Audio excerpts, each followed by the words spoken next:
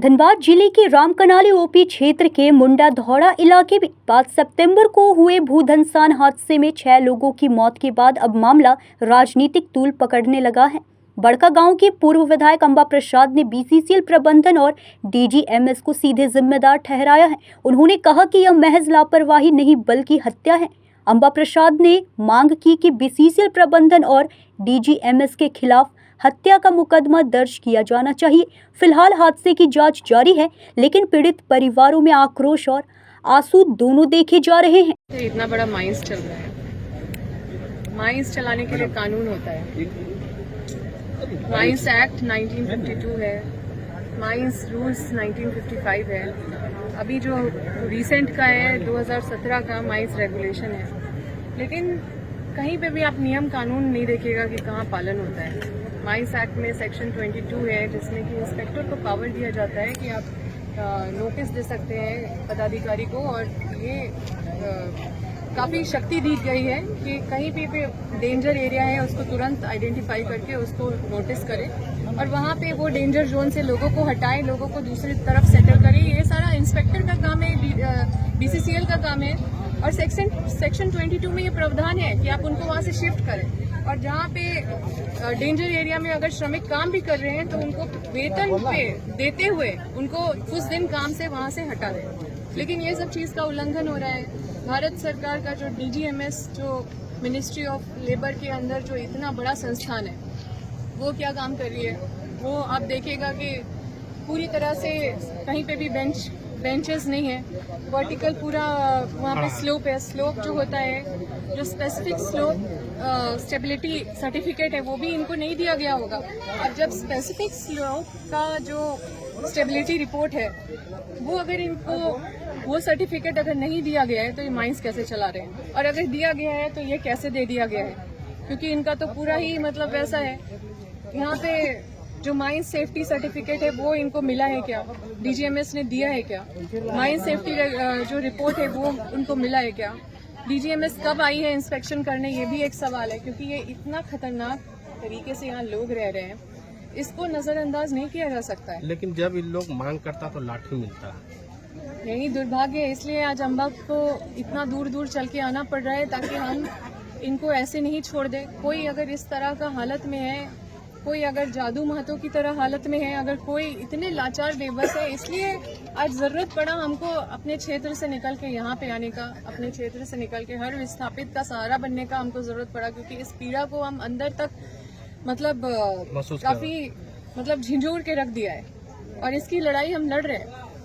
निश्चित रूप से ये बीसीसीएल तो अपना पलड़ा झाड़ेंगे, वो बोलेंगे कि ये तो आउटसोर्सिंग का काम है, ये तो हमारा गलती नहीं है, लेकिन वो प्रिंसिपल एम्प्लॉयर है, उनकी जवाबदेही है। लेकिन बाबूलाल जी बोल रहे हैं कि राज्य सरकार की जवाबदेही है पुनर्वास करना। देखिए, बाबूलाल मरांडी जी से आप विद ड्यू रिस्पेक्ट, वो बहुत सीनियर है, हम उनके बारे में टिक्का टिप्पणी हमेशा करने से हम दूर रहते हैं, क्योंकि हम चाहते हैं कि बड़े जो इतने तजुर्बे वाले नेता हैं उनके बारे में नहीं बोले।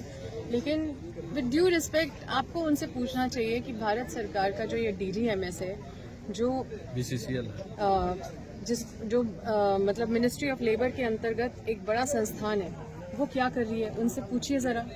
कैसे वो सर्टिफिकेट दे दिया है, सेफ्टी सर्टिफिकेट तो उसी के तरफ से आता है ना। और लोगों की जान जा रही है, 6 लोग का मौत कोई छोटा चीज नहीं है, और लोग बोल रहे हैं कि जमीन के नीचे भी 250 लोग अभी भी दबे हुए हैं, क्योंकि वो बंगाल के यहाँ वहाँ के हैं, तो यहाँ पे सब चीजों को बस दबाने का कोशिश किया जा रहा है।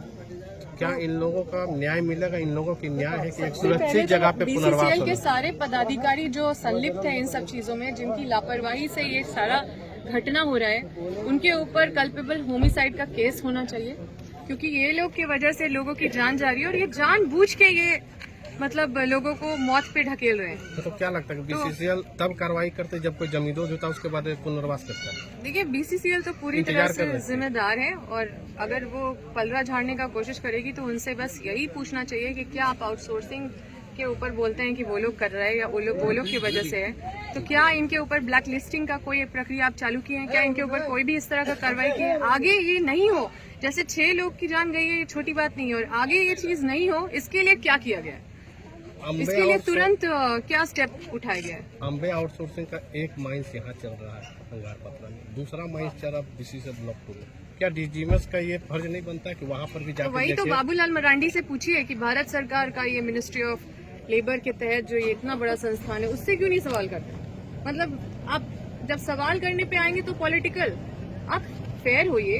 डीजीएमएस की इतनी बड़ी गलती आपको नहीं दिख रही है वो तो बोल रहे कोयला चोरी राज्य सरकार के कारण हो रहा है। तो बीसीसीएल क्या कर रहा है? बीसीसीएल किसका है?